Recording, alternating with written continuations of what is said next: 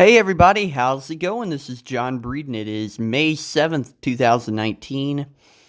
I am back. It's been forever since I've done a show. It feels like, I think it's been like 3.5 weeks since I last did a show. I believe the last one I did was the Richmond Review, so I have missed a lot. And, well, I've not really missed it, but I have not found time for a show. I've watched everything. I've watched Talladega, I've watched Dover.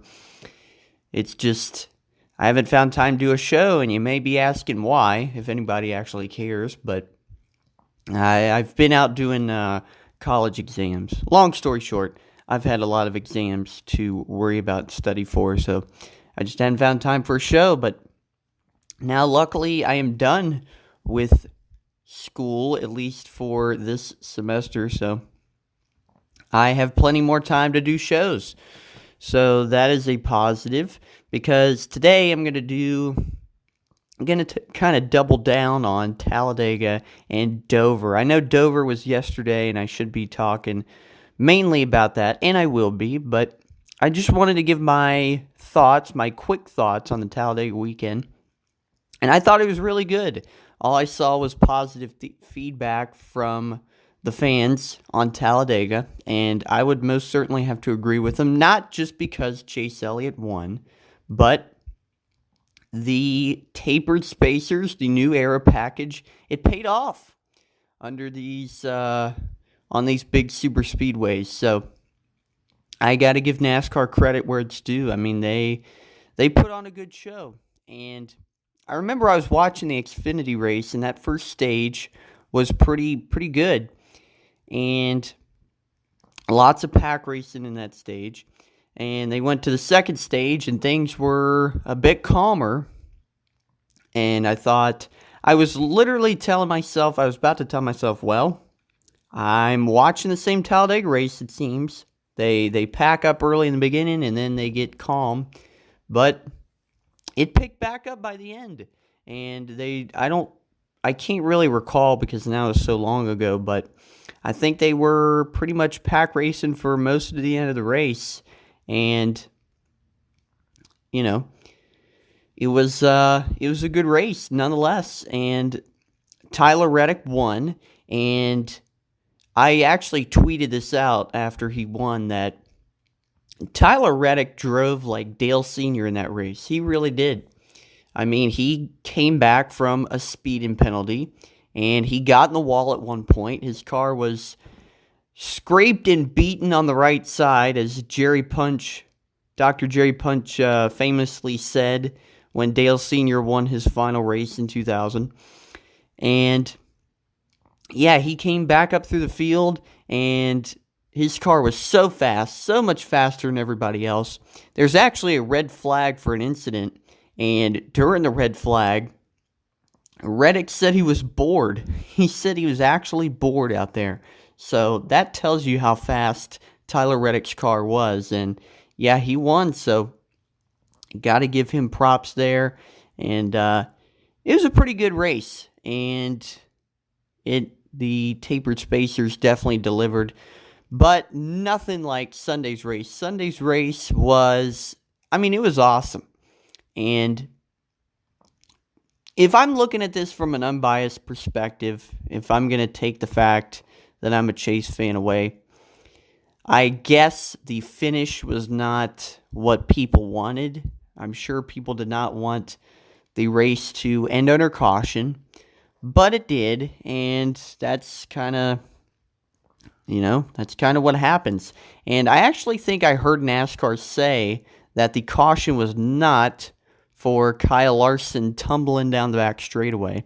The caution was for the piece of debris that was laying in the middle of the front straightaway, because if you remember, they came to the white flag and Ricky Stenhouse Jr. wrecked behind them, and I guess a piece of debris was left from his race car, and it was sitting in the middle of the track, and they kept going green. And then Kyle Larson had a massive wreck with Jeffrey Earnhardt, and they then called the caution, which I assumed, well, that's what it was for, but apparently it wasn't. It was for the piece of debris, but nonetheless, they had to throw the caution. And Chase Elliott won. He passed Joey Logano with 3 laps to go. And what was a race that, did not get super crazy until the end. And it was not like too crazy. It was like it was not the level of crazy that it was getting excessive, if you know what I'm saying. Like some of those races where, we'll just have overtime finish over overtime finish. They just keep wrecking on the restart, which I don't know if people like those races. I mean, if the fans like those races, like, man, this is crazy, they just keep wrecking, like, that's fine. For me, it's just too much. It's like, come on, like, let's get on with it, you know what I'm saying?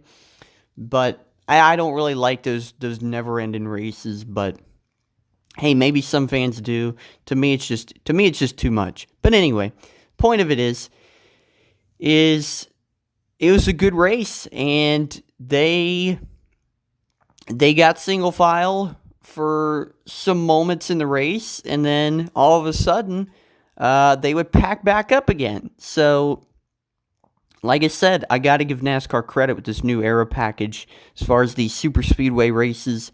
And a lot of people are calling this the best race of the year, and you know what? I would have to agree. I mean, it's kind of hard to put it over Bristol. I thought Bristol was really good, and I think a lot of people didn't like it because Kyle won, but what the heck. Talladega was probably the best. Just considering, I guess you consider how bad that fall race was at Talladega last year, and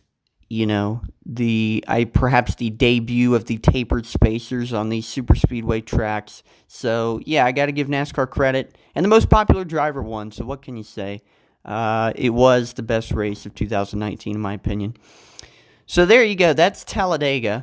Basically, I just wanted to kind of gloss over what I missed. Actually, I want to get one negative out of the way. So when Larson wrecked, it took me out of it for a second because obviously I'm a Chase fan, and I was pretty much going crazy there on the last lap.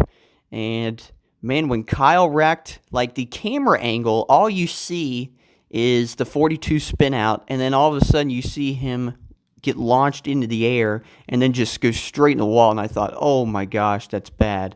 I thought it was a really bad wreck. And let me tell you something. If he would have gotten off the ground like 100 feet sooner, he would have went into that catch fence. And I'm going to give NASCAR the benefit of the doubt here. I'm not going to blame the aero package for this incident. I think that would be, just don't think that's right, because if you remember a few years ago, Matt Kenseth basically had the exact same wreck, virtually, and they were under restrictor plates. So I can't necessarily blame the tapered spacers for this incident, but geez, that was bad. And like I said, I think if his car would have lifted off the ground 100 or 50 feet sooner, it would have been pretty bad. But luckily, he was okay. Jeffrey Earnhardt was okay as well, who's also involved in the wreck and hit the inside wall pretty hard. So everybody was all right, so we're all good. But yeah, it took me out of my celebration there for a second. I was really happy for Chase, and all of a sudden I was like, oh my God, I got to see if Larson's okay. But luckily it was, so it all ended well. That's Talladega, everybody. And I just want to touch on the other big news in between this Talladega and Dover race, the return of single car qualifying. So, like I said, I think I said this a few weeks ago, I really don't care what they do as far as qualifying goes. But they had to make a change to what they were doing. And just, like,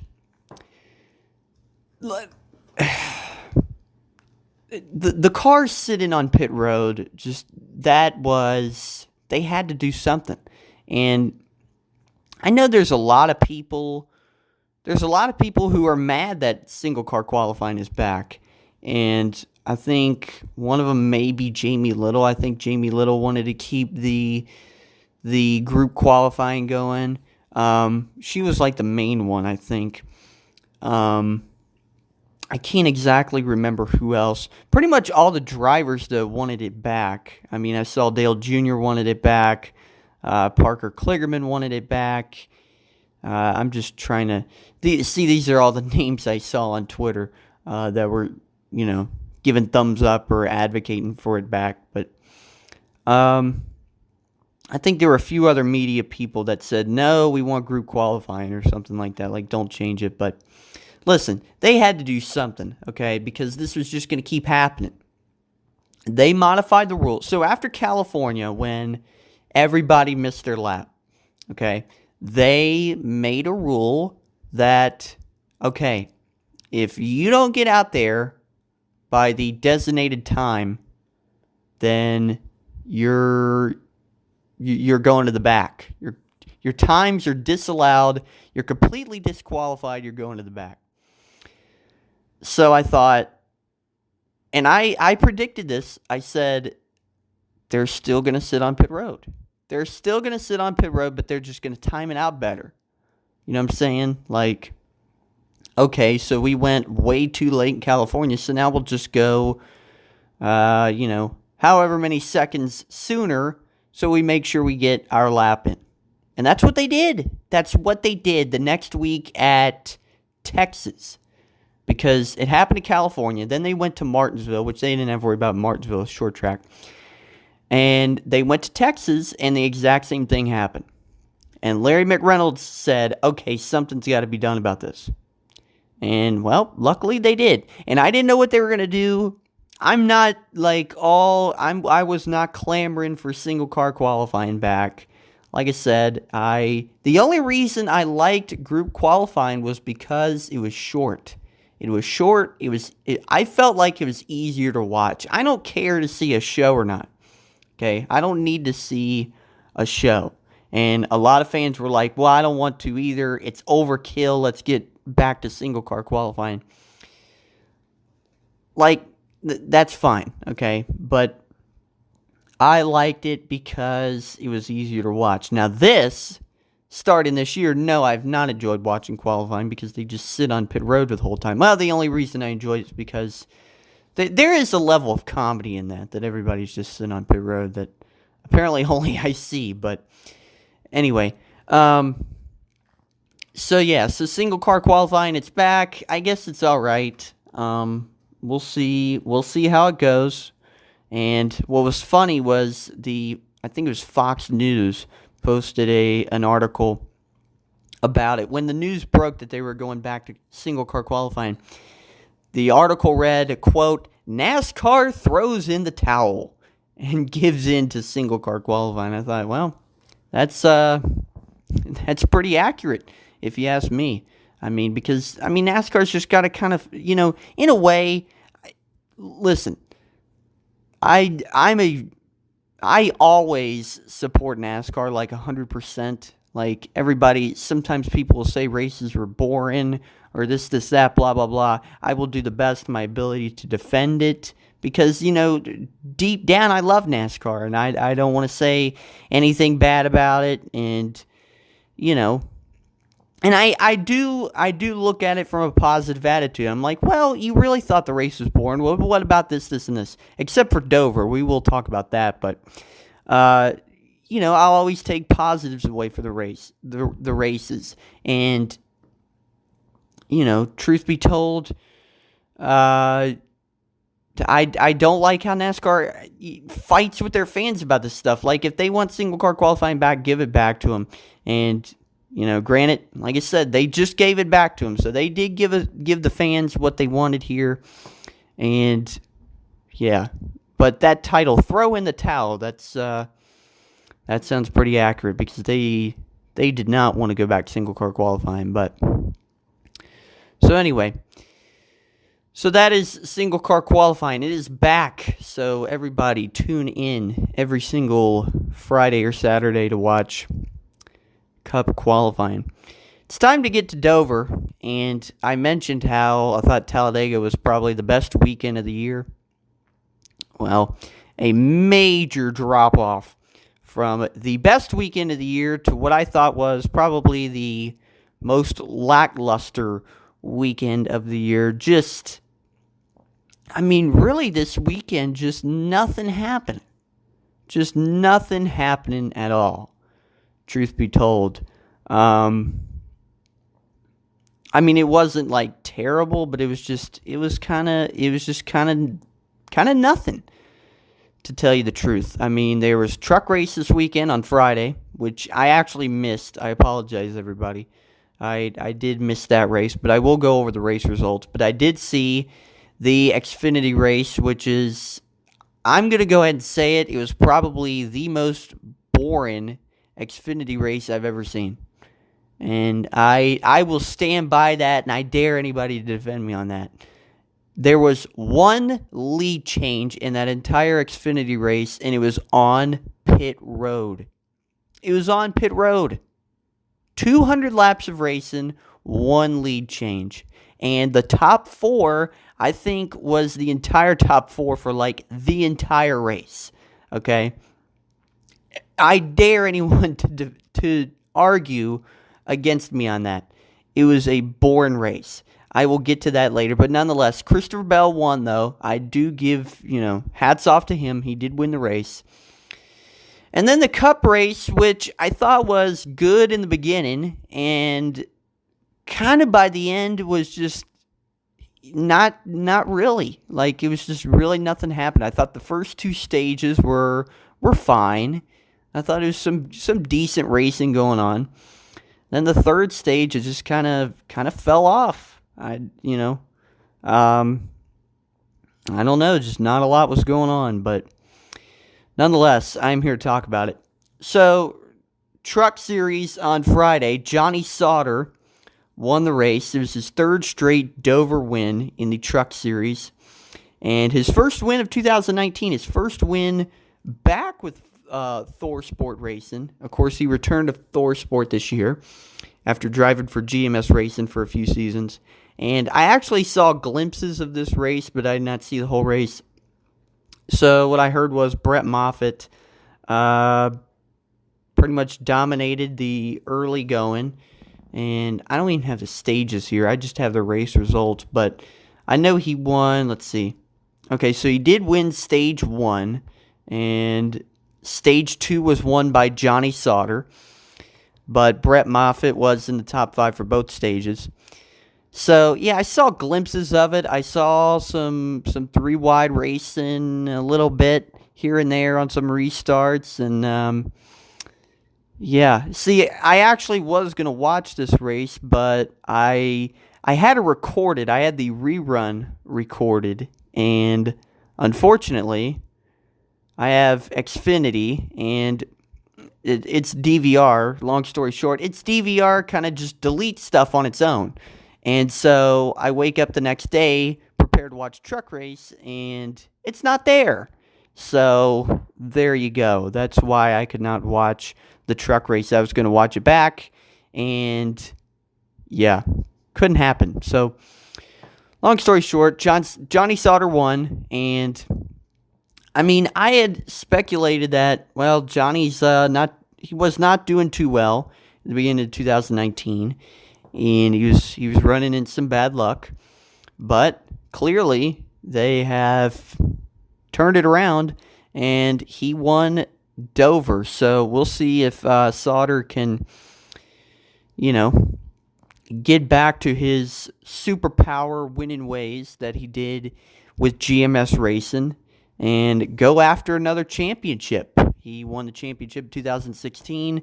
He was the runner-up in 2017. He was 4th last year, despite being the regular season champion. I think he's actually been the regular season champion the past 2 years. But, yeah, we'll see if he can carry this momentum through the rest of the year. So, top 10 here in this truck race. It was Johnny Sauter, Brett Moffitt, Harrison Burton, Grant Enfinger, Matt Crafton, Ben Rhodes, Austin Hill, Derek Kraus, Tyler Ankrum and Ross Chastain, top 10. 11th through 20th, Raphael Lezard, Stuart Friesen, Brandon Jones, Gus Dean, Todd Gilliland. Then we had Ryan Sieg, Natalie Decker, top 20, Tyler Dipple, Austin Wayne Self, and Tyler Hill. We had 21st through 30th. We had Jordan Anderson was 21st. Then Spencer Boyd, Brennan Poole, Ray Ciccarelli, Jennifer Jo Cobb, Joe Nemechek, Sheldon Creed, who was actually second in that second stage, but it appears he was in an accident, which I see the picture right here on the side of the screen. Actually is a replay here. I'll go ahead and watch it. If it'll work here. Can't you guys tell I'm hitting something on the computer? Let's see.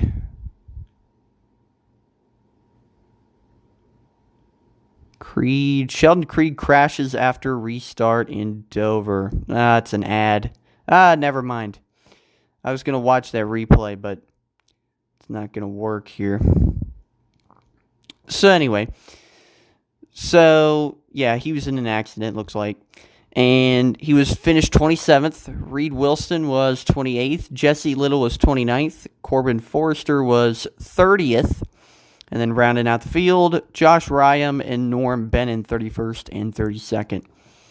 So that's trucks, and I believe, yes, their next race will be next Friday, this coming Friday, at Kansas, under the lights.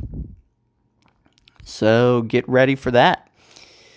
Now on to Xfinity, which, like I said a few moments ago, this was the most boring race I have ever seen. Just nothing happening. Let's go ahead and get into it. So it was the Allied Steel 200. There were 200 laps. Stages were 45, 45, 110. Stage 1, the front row was Cole Custer and Justin Allgaier. And Custer paced the opening laps. Bell was second. And Noah Gragson, who had started in the back due to unapproved adjustments, was up 17 positions by lap 7. And lap 20, Ryan Sieg, who's been consistent all year long, he had a pit at lap 20 for a loose wheel. So Custer is out front by 2 seconds with 17 to go in stage 1. And yeah, he would lead all of the laps in this first stage. He led every lap for his third stage win of 2019. And Bell held off Allgaier in a hard battle for second place. Your top 10 this stage was Cole Custer, Christopher Bell, Justin Allgaier, Tyler Reddick, Austin Cindric, Zane Smith, Chase Briscoe, Brandon Jones, the 4-car, that's Ross Chastain, and Justin Haley. So yeah, nothing, just kind of a nothing happening kind of stage, and Custer dominated. The story of the stage was Custer dominated, and basically Bell would try to close the gap on Custer, but then he would open it up. He would open it up again in another lap or so, and he would keep closing back in, and Custer would keep opening it back up. So yeah, but so far so good at this point for Cole Custer, and he was off pit road first. Allgaier was second, Bell was third, and 3 speeding penalties here: John Hunter Nemechek, Kaz Growla, and Michael Annett. So stage 2, we had a restart at lap 55. Custer gets away with the lead. And then Tyler Reddick, coming off the win at Talladega, came around the outside and passed Allgaier for second. And Custer would pretty much lead and lead and lead. He had over a 3-second lead with 10 to go in the stage.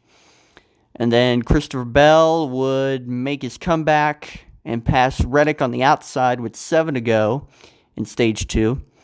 John Hunter Nemechek was back up into the top 10 by the end of the stage after a speeding penalty.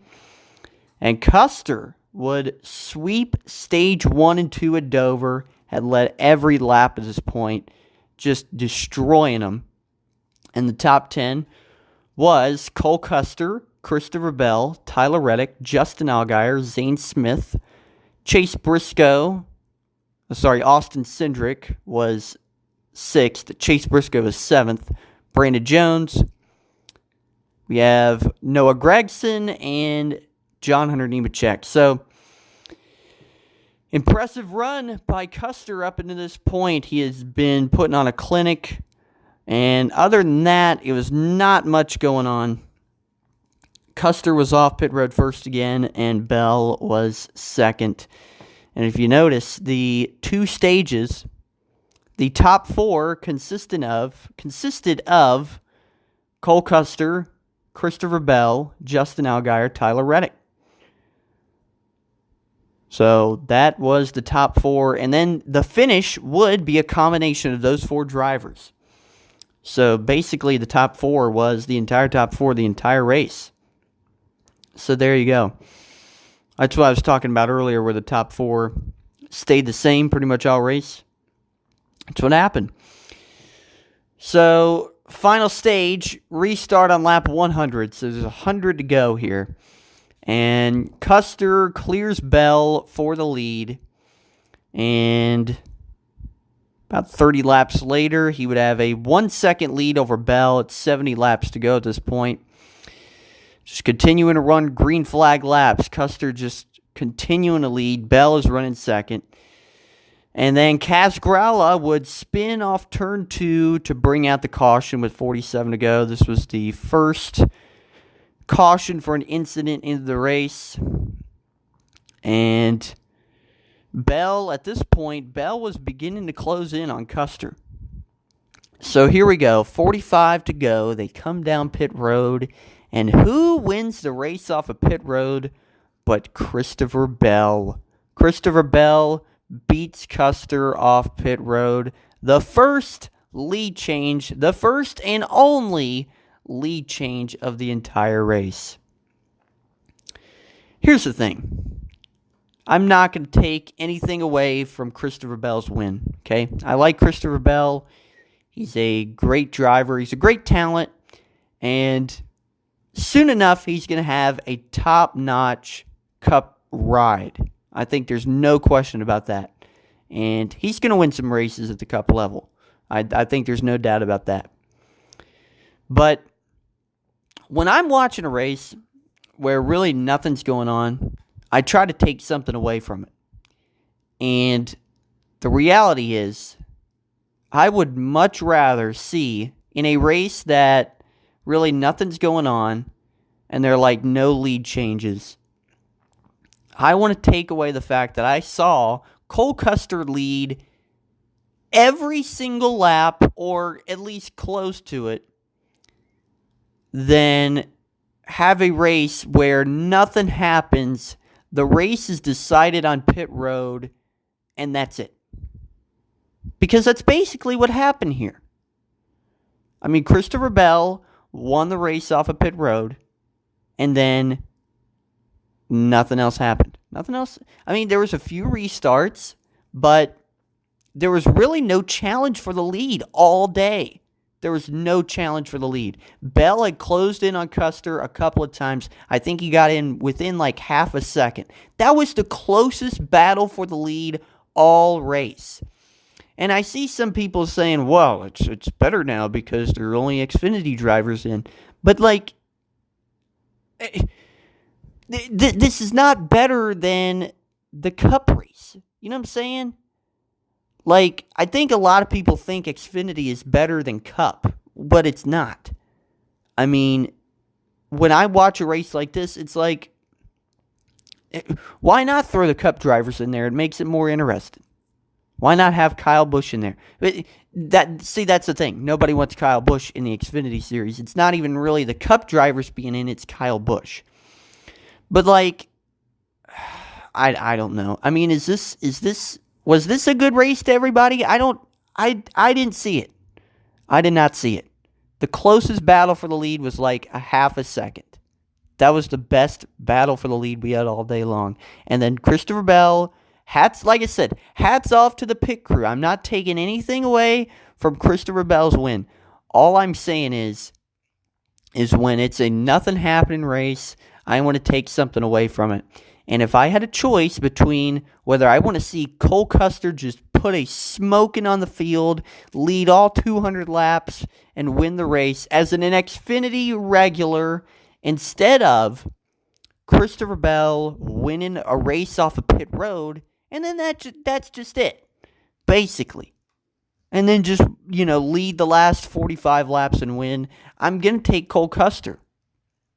That's just the reality of it. And I like both of them. And they're both great race car drivers. And they're both going to have a great battle for a championship. But this race, I don't know. It was just killing me. But anyway, so restart with 41 to go. And Bell gets the jump on the restart. Allgaier goes to second. Custer was on the bottom of the track. He got shuffled back to third. 2 and 3 wide, mid-pack with 39 to go. Noah Gragson, who had started in the back, he suffered a loose wheel. He was in the top 10 at the time. He pits under green with 37 to go.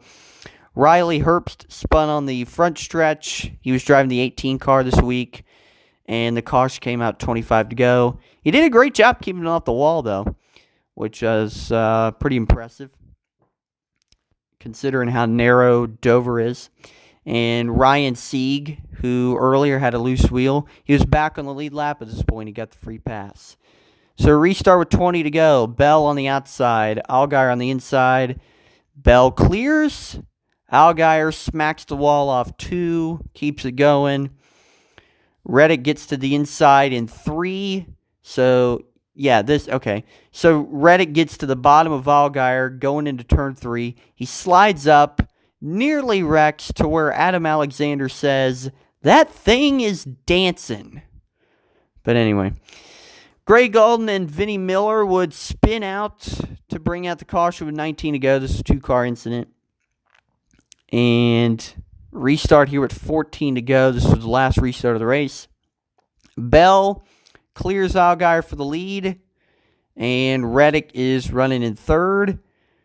Custer, who was shuffled back to 5th at this point. He led 155 laps. He was back to 5th.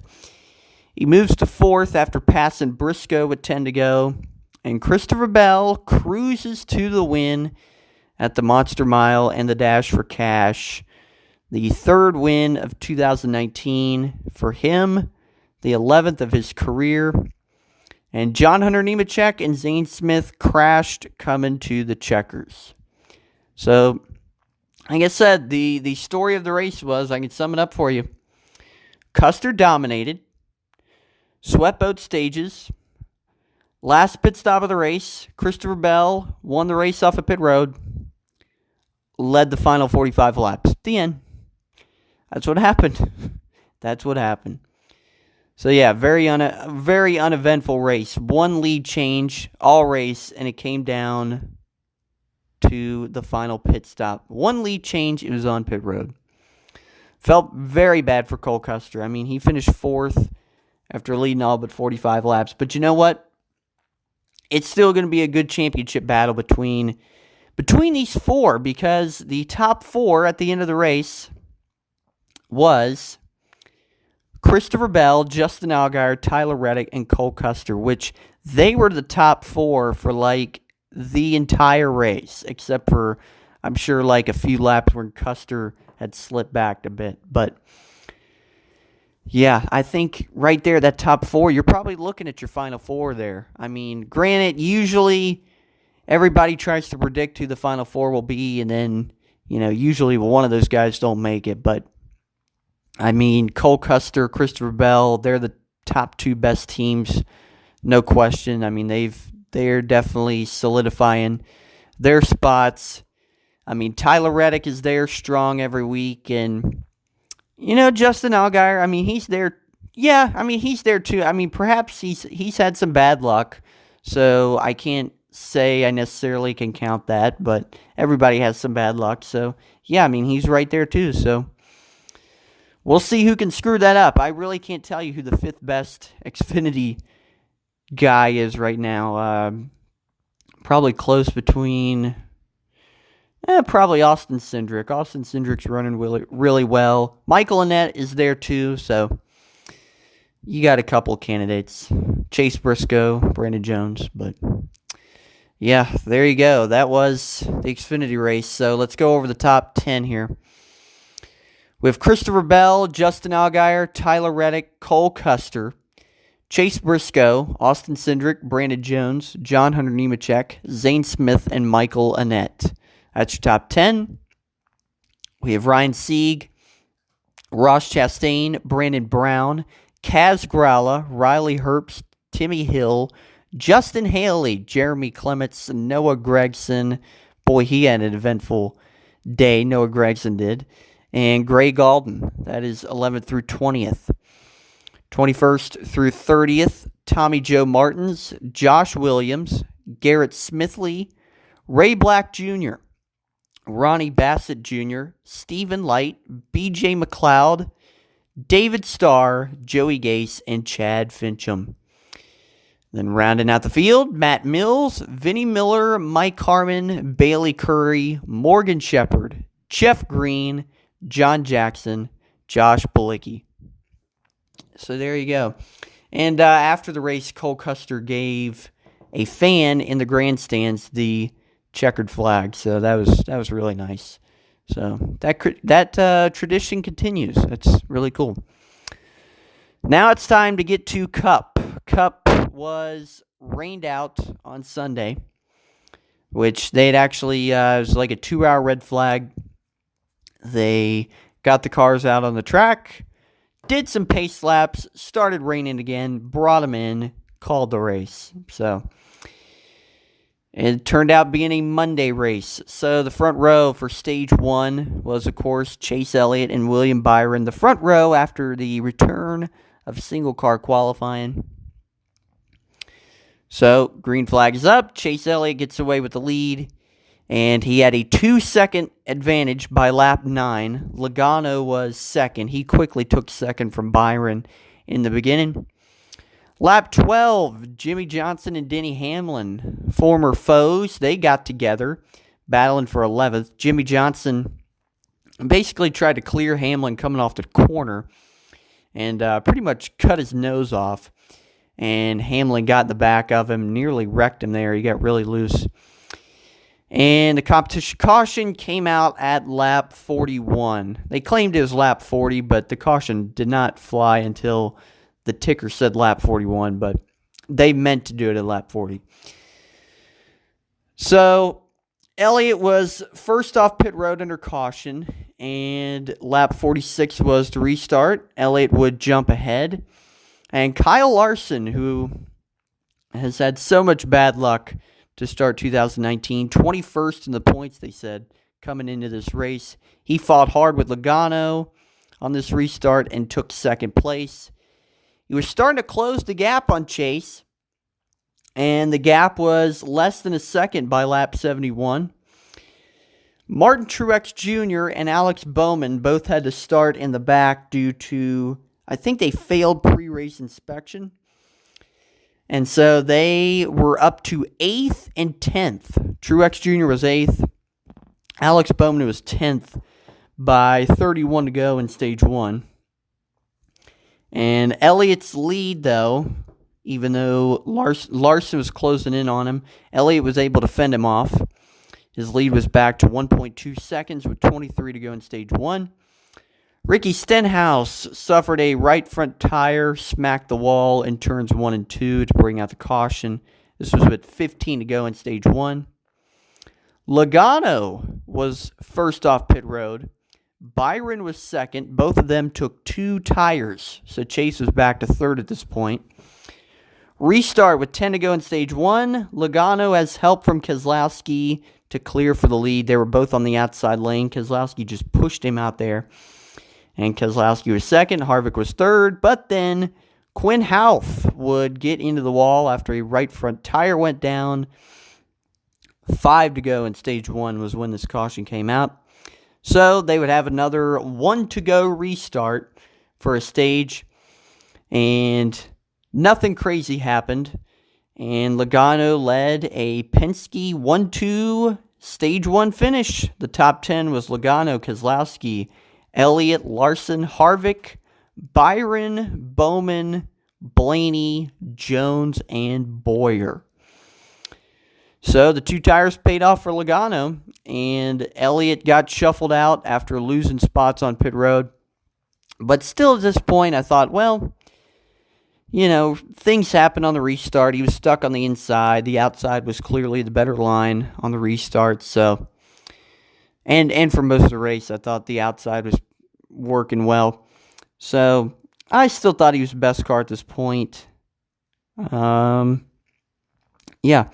And so then only Logano and Byron would pit under this caution. Nobody else came. Of course, they took 2 tires, which is how they got up there in the first place.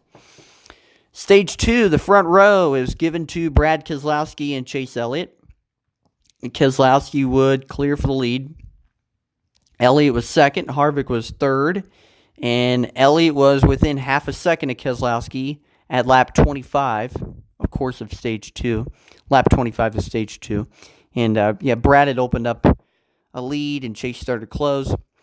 Harvick would close in on the leaders by lap 37. So we got a 3-way battle for the lead here. Alex Bowman, who was having a tremendous run, he would pass Larson for 4th at lap 40. And they would have green flag pit stops here. And Elliott would gain the lead through pit stops. And the lead would cycle back around to him with 50 to go in stage 2. Bowman takes second from Keselowski with 48 to go in stage 2. And Truex Jr. would take 4th from Keselowski with 25 to go in stage 2. So I don't know how Brad lost 3rd there. I must have missed something. But Keselowski was back to 5th at this point.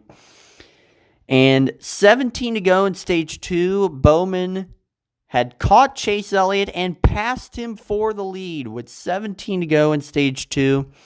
Harvick would take second the next lap. Okay, so I missed Harvick passing Keselowski. That's what I missed there. Where was I?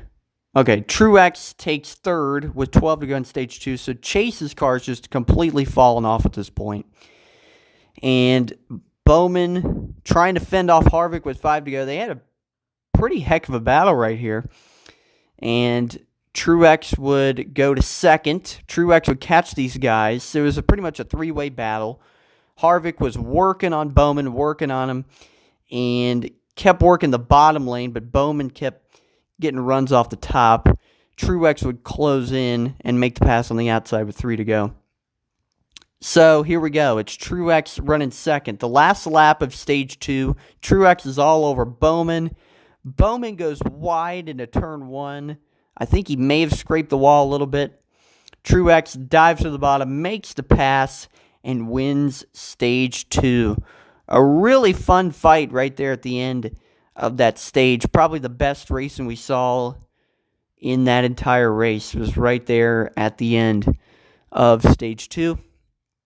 Top 10 here was Martin Truex Jr., Alex Bowman, Kevin Harvick, Chase Elliott, Brad Keselowski, Kyle Larson, Ryan Blaney, Kyle Busch, Clint Boyer, Eric Jones, Jimmy Johnson. Fun stage here, and Elliott looked to have the best car up until the last 30 or so laps of that stage, and he just completely fell off. And yeah, good racing near the end of the stage and a good stage finish. So I thought everything's great here. And Truex was off pit road first. Alex Bowman was second. So the 2 cars that started in the back are now the leaders. Final stage, restart, lap 250. Truex Jr. jumps ahead. Bowman goes to second. Elliott to third. Bowman is within half a second of Martin Truex Jr. by lap 263.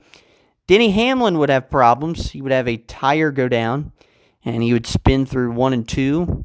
It was a right rear, and the caution was out at lap 265. And restart lap 270. A good restart for Truex Jr. Harvick took second.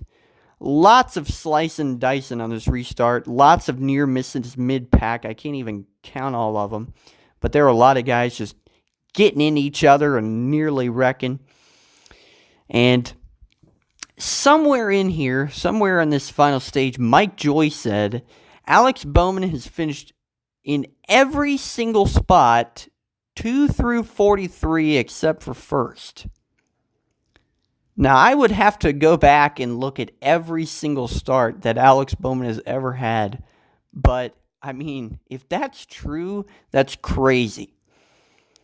But, hey, I'll take Mike Joy's word for it. Maybe he has. I don't know. That's pretty crazy. But, yeah. Anyway, so they would have green flag pit stops here somewhere. About 70 to go. Everybody was making stops. And Suarez, Johnson, and Almirola were staying out with 65 to go after everybody else had already made their stop. But eventually they would pit, and Suarez would pit with 54 to go. Gave up the lead to Martin Truex Jr. Remember when I mentioned Denny Hamlin spun out? That was at lap 265. Okay, they restarted lap 270. That was your last caution of the race. And Truex would just proceed to put a tail whipping on the field. He led by 3.7 seconds with 50 to go. By 24 to go, there were only 11 cars on the lead lap, which is not too unusual for Dover. Truex led by 8.6 seconds with 5 to go. Alex Bowman, by the way, is running second. And that was it. Martin Truex Jr., I think he had like a 9.5 second lead when he crossed the line. Martin Truex Jr. cruises, and I emphasize cruises, to the win at the Monster Mile. Yeah, I thought the race was all right up until that last stage. And there was nothing wrong with the last stage. Just like the Xfinity race, there was nothing wrong with the Xfinity race until that last pit stop. I thought, man, if we're going to go this long with nothing really happening, like Cole Custer should get that win and be like, you know what? This was an impressive run for Cole Custer, but it didn't happen. And hey, but you know what? People claim that just Xfinity guys running in those races make the races better, but I didn't see it on Saturday. And Sunday's race, like I said, it was good up until that final stage. So, yeah, I mean, Truex winning, we expected him to rack up some wins. So, I mean, there you go. Another Joe Gibbs car winning. He is the 4th driver this year to have multiple wins. And yeah, I mean, there you go. I mean, he's just stacking up the wins. We know he's going to be a contender later in the year, but yeah, kind of uneventful. But you know what? It was on a Monday, so if you missed the race, everybody, you didn't really miss too much. But I mean, I don't know. It's just like, I mean, Truex came from the back and won the race, which is always impressive. But, like, when he's leading by 9 seconds at the end of the race, it's just like, oh, man. And it was a 130 lap run. And again, nothing against Truex. I like Martin Truex Jr., but man, just the end of that race was just nothing happened. Plain and simple. And yeah, there you go. But I don't know. It was definitely better than the Xfinity race, to say the least. But it was just kind of nothing happening, I suppose. Anyway, the race results here. Top 10, we have Martin Truex Jr., Alex Bowman, 2 straight second-place finishes for Alex Bowman. Yeah, and I got to give a shout-out to those Hendrick cars. All of them were running in the top 10. Looks like Jimmy Johnson did not finish in the top 10. Looks like he finished 14th. But, yeah, all those Hendrick cars were running very solid all day long. So Bowman was second. Kyle Larson, third, a much-needed top five, his first top five of the year. Kevin Harvick, fourth. Chase Elliott, fifth. 6th through 10th, Eric Jones, Joey Logano, William Byron, Clint Boyer, Kyle Busch. 11th through 20th, Daniel Suarez, Brad Keselowski, Kurt Busch, Jimmy Johnson, Ryan Blaney, Eric Almirola, Paul Menard, Ryan Newman, Austin Dillon, Matt DiBenedetto. 21st through 30th, Denny Hamlin, Ty Dillon, Chris Buescher, Michael McDowell, Daniel Hemrick, David Reagan, Bubba Wallace, Ryan Preece, Corey LaJoie, and Ross Chastain. And then rounding out the field, Landon Castle, Matt Tifft, Ricky Stenhouse Jr., Cody Ware, Reed Sorensen, Quinn Houff, and B.J. McLeod. That is your Talladega and Dover recaps. I'll be back probably on Thursday to give a preview of Kansas. We have Trucks and Cup this weekend, Friday and Saturday night. Hey, you know what? If you were bored by Dover, Kansas is usually pretty good under the lights. So that is the good news. The bad news is they're not doing a Kansas race under the lights next year. So why? I have no idea. But yeah, tune into Kansas this weekend. Usually that's a pretty good race. One of my favorite races, in my opinion, is the Kansas night race. Just love that track at night, and it's usually some good racing. So yeah, that's going to be it. Looks like I did almost an hour-long show, so I'm going to go ahead and get off here. And that's it. Everybody have a great day.